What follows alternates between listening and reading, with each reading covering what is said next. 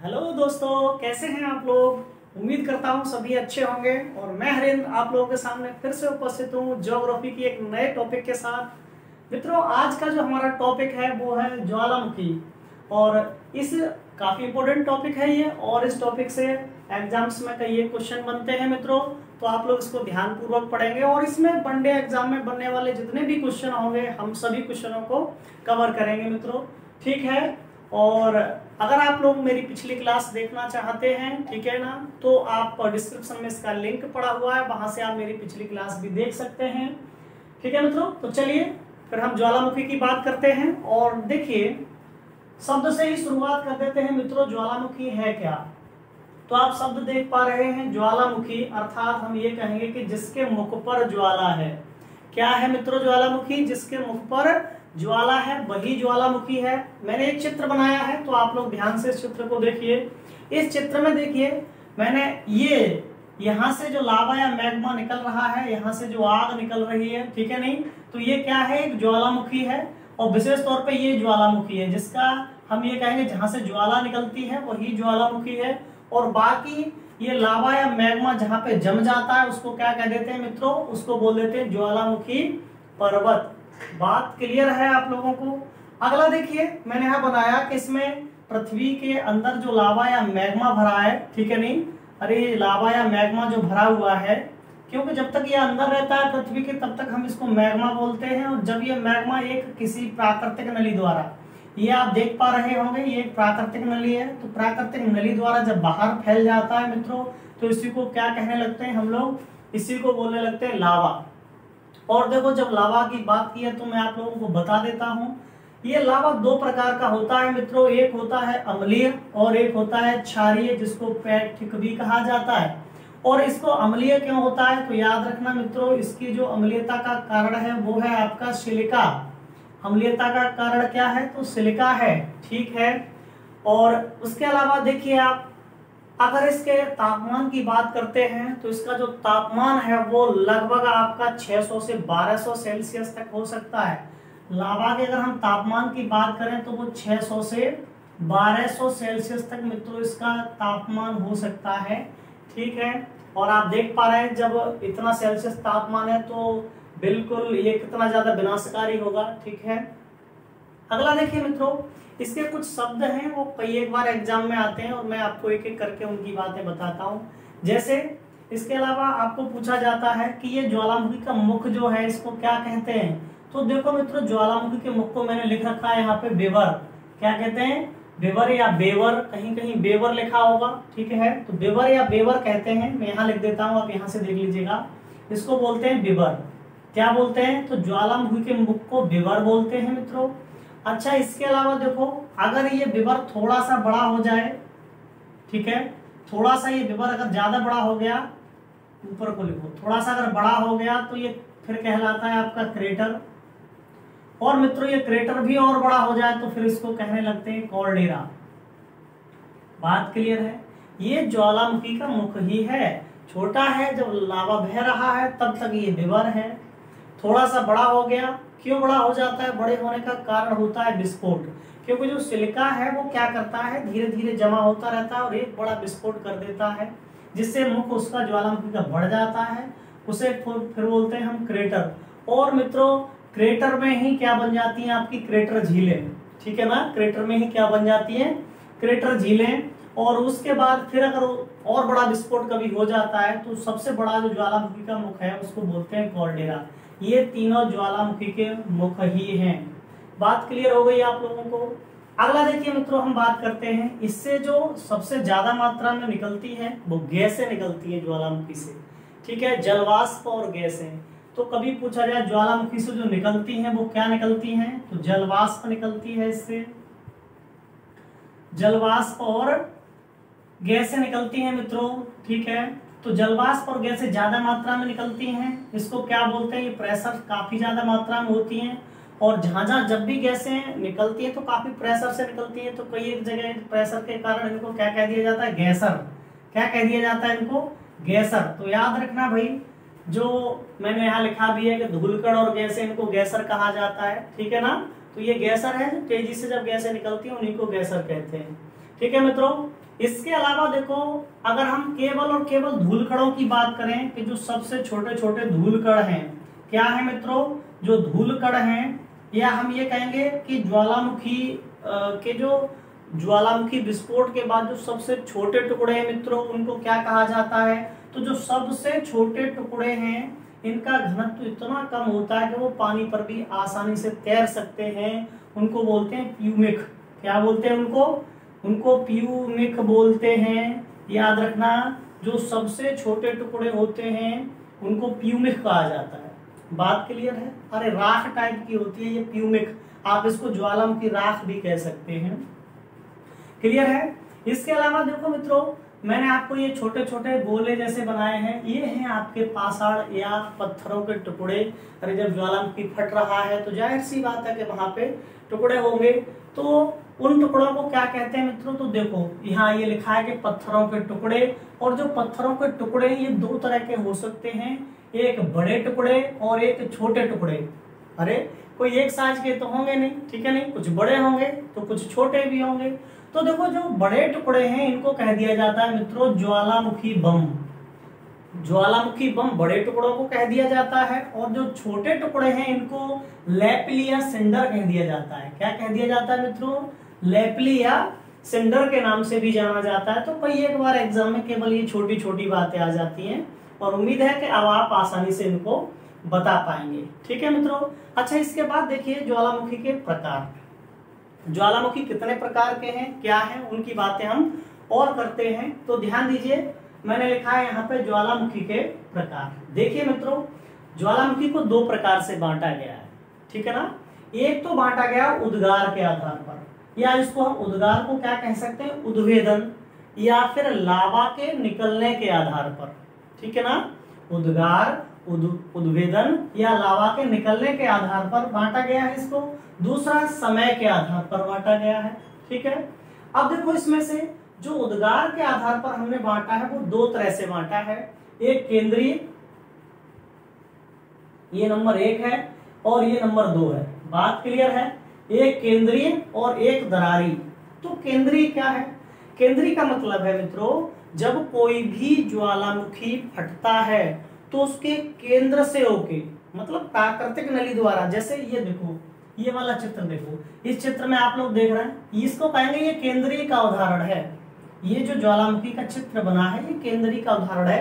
केंद्र में से क्या निकल रहा है, लावा या मैग्मा निकल रहा है, ठीक है। और देखो, दूसरा है दरारी। तो दरारी क्या होता है, तो दरारी का मतलब इस तरह से आप समझ सकते हैं इसको, जैसे ये कोई भूखंड है और इस भूखंड के बीच में कोई भी दरारें ऐसे बनती हैं, और इन दरारों से यहाँ से लावा या मैग्मा क्या होता है आपका, जमा हो जाता है, काफी सारे क्षेत्र में जमा हो जाता है। एक बात और मैं बता दूं आपको, देखो केंद्रीय जब भी बनेगा तो इससे बनते हैं ज्वालामुखी पर्वत। केंद्रीय वालों से जो बड़े बड़े ऊंचे ऊंचे पर्वत बने हैं, ज्वालामुखी पर्वत, वो केंद्रीय उद्गार से बनते हैं। और इसके अलावा जो पठार का निर्माण होता है वो आपका दरारी से होता है, क्योंकि दरारी वालों में क्या होता है, दरारी का जो लावा है वो ज्यादा बहावदार होता है। और लावा ज्यादा बहावदार कब होगा मित्रों, तो उसमें सिलिका की मात्रा कम होगी, ठीक है, नहीं, तब वो ज्यादा बहावदार होता है, ठीक है। तो ये दो प्रकार से थे, केंद्रीय और दरारी। इसमें देखो कभी कभी पूछ लेता है, तो केंद्रीय वालों के जो हैं वो 5 भाग हैं। केंद्रीय वालों के ये कौन कौन से हैं, देखो हवाईयन है, स्ट्राम्बोली है, वल्केनियन है, विसुवियस है, या पिलियन भी बोलते हैं विसुवियस को, और पिलियन है। ये मैंने आपको इसलिए बता दिया क्योंकि इसमें से एक आध क्वेश्चन कभी कभी पूछ लिया गया है। देखिए, इनमें अगर आपको देखें तो लावा का गाढ़ापन देखें हम, तो ऊपर से आप नीचे की तरफ जा सकते हैं। ये बिल्कुल मैंने उसी क्रम में ही लिखे हैं। जैसे हवाईयन में जो लावा होता है वो सबसे पतला होता है, मतलब हम ये कहेंगे कि वो बहावदार ज्यादा होता है। और अगर गाढ़ा होगा तो जाहिर सी बात है कि वो कम बहेगा। और कभी पूछा जाए कि किस लावा में विस्फोट ज्यादा होगा, तो हमेशा गाढ़े लावा में ही विस्फोट ज्यादा मात्रा में होता है, ठीक है, नहीं। तो हम देखें, अगर आपसे कभी पूछ ले कि ये 5 हैं, इन 5 में से सबसे ज्यादा खतरनाक कौन सा होगा, तो आप देख पाएंगे और आसानी से बता पाएंगे कि जो पिलियन है ये सबसे खतरनाक है, क्योंकि इसका लावा सबसे गाढ़ा होता है, ये सबसे खतरनाक है, सबसे ज्यादा खतरा उत्पन्न कर सकता है, क्योंकि इसमें विस्फोट भयानक होते हैं, क्योंकि इसका लावा गाढ़ा होता है। और इस ये जो है विस्फोट तो होते हैं इसमें, ठीक है नहीं, पर इसका लावा पतला है, तो ये सबसे कम खतरनाक है इन सभी में। बात क्लियर है मित्रों?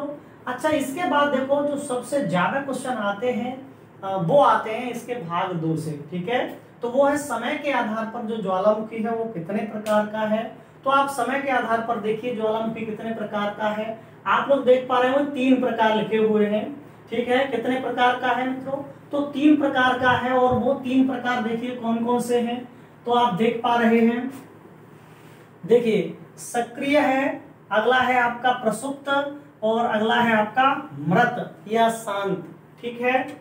सक्रिय प्रसुप्त को या करके सुसुप्त भी लिख लेना, क्योंकि उसको सुसुप्त भी कहा जाता है, और मृत को शांत भी कह दिया जाता है। तो मृत या शांत ज्वालामुखी भी इसको कहेंगे। ये इनसे सबसे ज्यादा क्वेश्चन बनते हैं मित्रों। तो देखिए एक एक करके बात करते हैं। सबसे पहले आप लोग समझ पा रहे होंगे सक्रिय क्या है। तो सक्रिय का मतलब होता है कि जो अभी वर्तमान में ऐसे ज्वालामुखी जो वर्तमान में धूल धुआं गैस दे रहे हैं, या ऐसे ज्वालामुखी जिनसे वर्तमान में लावा धूल धुआं गैस निकल रही है, वे ज्वालामुखी कैसे होते हैं मित्रों?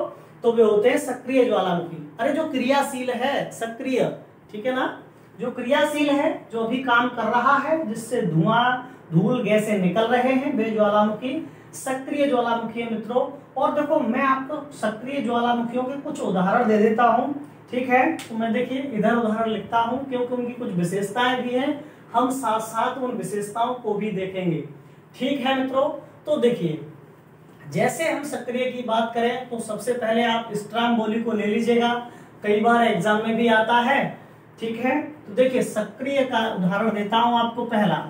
तो पहला हम ले लेंगे स्ट्राम्बोली। स्ट्राम्बोली कहाँ स्थित है? तो ये सिसिली के लिपारी द्वीप पर, सिसिली के लिपारी द्वीप पर स्थित है, ठीक है। सिसिली के लिपारी द्वीप पर स्थित है स्ट्राम्बोली। और इसे क्या कहा जाता है? तो इसकी विशेषता है मित्रों, इसे कहा जाता है भूमध्य सागर का, भूमध्य सागर का प्रकाश स्तंभ। क्या कह दिया जाता है इसको? भूमध्य सागर का प्रकाश स्तंभ।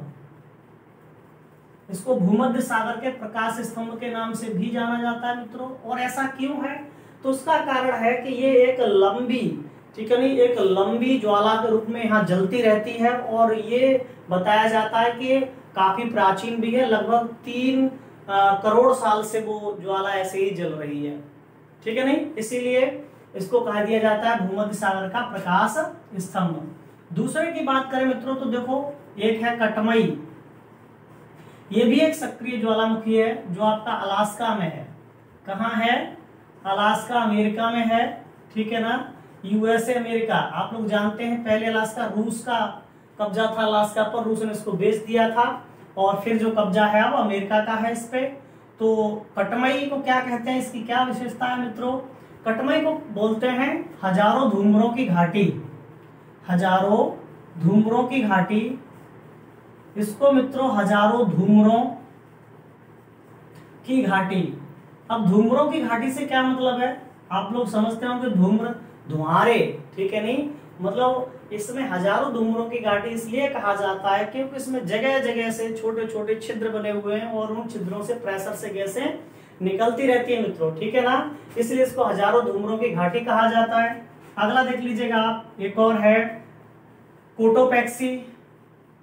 कोटोपैक्सी, और कई बार ये एग्जाम में भी बना हुआ क्वेश्चन है। कोटोपैक्सी कहाँ है? तो इक्वेडोर में है ये। कोटोपैक्सी इक्वेडोर में है मित्रों। इसकी अगर विशेषता की बात करें तो कोटोपैक्सी विश्व का सबसे ऊंचा सक्रिय ज्वालामुखी है। विश्व का सबसे ऊंचा सक्रिय ज्वालामुखी क्या है? तो ये विश्व का सबसे ऊंचा सक्रिय ज्वालामुखी है आपका कोटोपैक्सी, ठीक है मित्रों। अगला देखिए और बात कर लेते हैं आपको, एक और देखिए चौथा, ओजस डेल सलाडो। ओजस डेल सलाडो ये है आपका अर्जेंटीना और चिली, अर्जेंटीना एवं चिली। अर्जेंटीना और चिली की सीमा रेखा पर स्थित है ये आपका ओजस डेल सलाडो। और इसकी विशेषता है मित्रों, ये विश्व में सबसे ऊंचाई पर स्थित ज्वालामुखी है, सर्वाधिक ऊंचाई पर स्थित ज्वालामुखी है ये, सर्वाधिक ऊंचाई पर स्थित है। और ऊंचाई इसकी कितनी है मित्रों, तो लगभग ये 6850 मीटर ऊंचाई पर है, ठीक है ना। ये आपका 6850 मीटर ऊंचाई पर है। एग्जैक्ट की बात करते हैं हम तो 6893 है इसका जो सही ऊंचाई है मित्रों, 6893 मीटर है। इतनी ऊंचाई पर ये स्थित है, ठीक है। तो मैंने आपको ये कुछ उदाहरण दिए आपके जो सक्रिय ज्वालामुखियों के उदाहरण हैं जिनसे वर्तमान में लावा गैसें धुआं निकल रहा है, ठीक है मित्रों। अगला देखिए, दूसरा है आपका सुषुप्त या प्रसुप्त ज्वालामुखी। तो ये क्या होते हैं आपके सुषुप्त या प्रसुप्त ज्वालामुखी? इसका अर्थ देखो, सुषुप्त का मतलब होता है सोता हुआ, ठीक है नहीं। सुषुप्त या प्रसुप्त का मतलब है सोता हुआ। तो आप लोग जानते हैं सोता हुआ क्या है, कोई भी व्यक्ति है अभी सो रहा है तो पता नहीं कब जग जाए, ठीक है ना। अरे उसकी नींद कब पूरी हो जाए तब वो जग जाएगा, तो उसको हम सुषुप्त या प्रसुप्त कह देते हैं।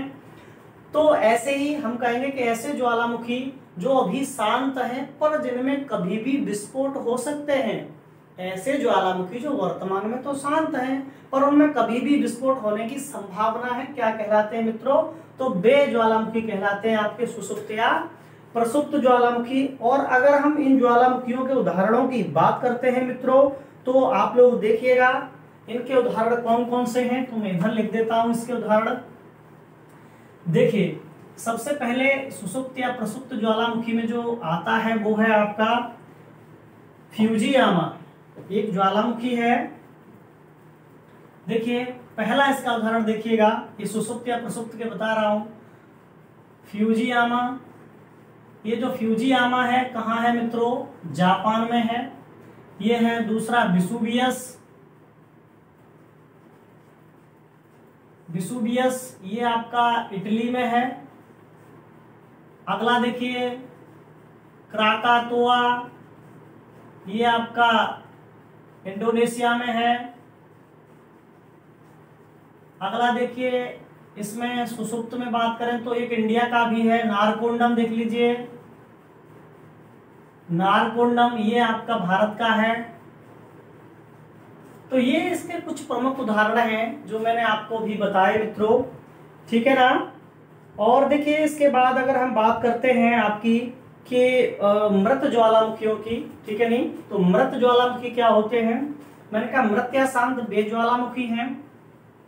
हम कहेंगे ऐसे ज्वालामुखी जिनमें कभी विस्फोट हुए थे पर अब विस्फोट होने की कोई संभावना नहीं है, ठीक है मित्रों। ऐसे ज्वालामुखी जिनमें कभी विस्फोट हुए थे पर अब विस्फोट होने की कोई भी संभावना नहीं है, क्या कहलाते हैं? वे कहलाते हैं आपके मृत या शांत ज्वालामुखी कहलाते हैं।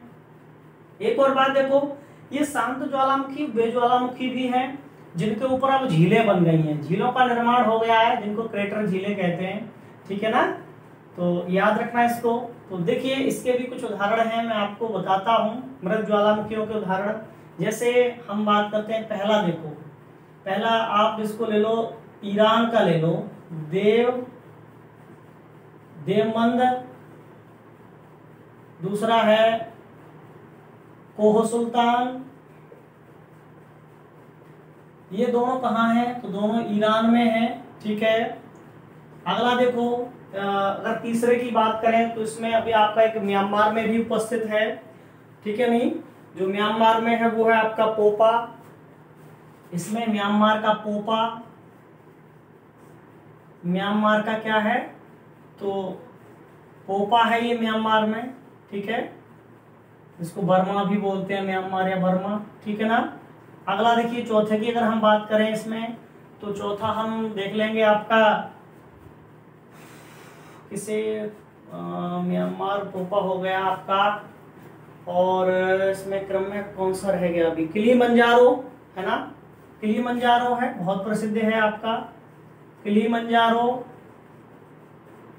पेपर में भी कई बार आता है। तंजानिया में है ये, अफ्रीका, तंजानिया अफ्रीका में है। और ये इसकी तो एक विशेषता भी है मित्रों कि छग्गा जनजाति इसी के जो किनारे वाले भाग हैं उनमें निवास करती है, ठीक है नहीं। छग्गा जनजाति जो कहवा की खेती के लिए बहुत प्रसिद्ध है अफ्रीका में।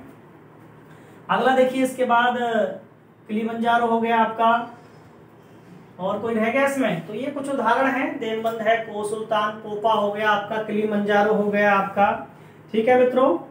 और कोई बचा है अभी? हाँ बचे तो हैं, इसमें काफी हैं और भी, जैसे चिम्बाराजो है अभी इसमें, चिम्बाराजो, ठीक है, ये आपका इंडोनेशिया में है चिम्बाराजो। तो ये इसके कुछ उदाहरण हैं, ठीक है मित्रों। इसके अलावा देखो हम कुछ और बातें करते हैं इसमें, और वो हम करेंगे। अरे इंडोनेशिया, अरे भाई इसे सही करना, सॉरी मित्रों ये गलत ले गया। इंडोनेशिया क्यों? चिम्बाराजो इक्वेडोर में है, चिम्बाराजो इक्वेडोर, ठीक है। इसके अलावा देखिए कुछ ज्वालामुखी से संबंधित कुछ और बातें करते हैं। जैसे आपको कई एक बार पूछा जाता है कि सबसे ज्यादा ज्वालामुखी कहाँ पे है मित्रों? क्या पूछा जाता है? विश्व में सबसे ज्यादा ज्वालामुखी। तो देखो विश्व में मैंने कहा था भूकंप हो या ज्वालामुखी हो, आने का कारण और क्या है वो एक ही स्थान है, ठीक है नहीं। और वो मैं कल भूकंप में या पिछली क्लास में मैंने आप लोगों को बता दिया था। तो देखो फिर से बात करता हूं कि आने के अगर कारण की बात करें, ये क्यों आते हैं, तो आने का जो कारण है वो आपका मैं बता चुका था, वो है आपका प्लेट विवर्तन। क्या है? प्लेट विवर्तन, या इसको हम लोग क्या बोल देते हैं? Plate tectonic. ये कारण है आने का, ठीक है। और ये है कहाँ सबसे ज्यादा? तो विश्व में मैंने बताया था आपको प्रशांत महासागर, जगह बताई थी प्रशांत महासागर की तटीय पेटी, प्रशांत महासागर की जो तटीय पेटी है, ठीक है मित्रों। इसको और क्या कह दिया जाता है? तो इसको रिंग ऑफ फायर भी कहा जाता है, इसको रिंग ऑफ फायर, ठीक है। इसको रिंग ऑफ फायर के नाम से भी जाना जाता है, रिंग ऑफ फायर। तो यहाँ सबसे ज्यादा आपके भूकंप भी यहीं आते हैं सबसे ज्यादा मित्रों, और ज्वालामुखी भी यहीं पर सबसे ज्यादा है, ठीक है। अगर हम कुल ज्वालामुखियों की बात करें तो अभी लगभग 500 ज्वालामुखी सक्रिय हैं, और उनमें से 2/3 यहीं सक्रिय है प्रशांत महासागर की तटीय पेटी में, ठीक है मित्रों। और ऐसा है क्यों? तो मैंने बताया था कि जो टेक्टोनिक प्लेट है, यहाँ पे 2 टेक्टोनिक प्लेट है, एक स्थलीय टेक्टोनिक प्लेट है स्थल मंडल वाली, और एक जलीय टेक्टोनिक सागरीय, इसको बोलेंगे महासागरीय वाली, ठीक है। तो जलीय और स्थलीय दोनों मिलती हैं यहाँ पे, और गति कैसी करती हैं? तो कल मैंने आपको बताई थी आविष्कारी गति करती हैं ये, ठीक है मित्रों। तो इसीलिए यहीं पे भूकंप आते हैं ज्यादा, और यहीं पे आपके सबसे ज्यादा ज्वालामुखी हैं। अगर हम देश की बात करें कि किस देश में सबसे ज्यादा ज्वालामुखी है, तो वो देश है आपका फिलीपींस। कौन सा देश है? फिलीपींस है मित्रों। तो यहाँ बहुत ज्यादा मात्रा में ज्वालामुखी है फिलीपींस में, ठीक है ना। तो ये आपके कुछ ज्वालामुखी थे, और ज्वालामुखी टॉपिक से जो बनने वाले क्वेश्चन थे लगभग मैंने इस वीडियोस में सभी कवर किए हैं मित्रों। उम्मीद है आप लोगों को क्लास पसंद आई होगी। अगर क्लास पसंद आई हो तो चैनल को सब्सक्राइब कर दें, ठीक है, और अपने मित्रों के साथ इसको शेयर करें और लाइक भी करते रहें, ठीक है मित्रों। तो मिलते हैं अगले वीडियो में, धन्यवाद। पढ़ो पढ़ाओ लाइव बनाओ, HPGS जोन।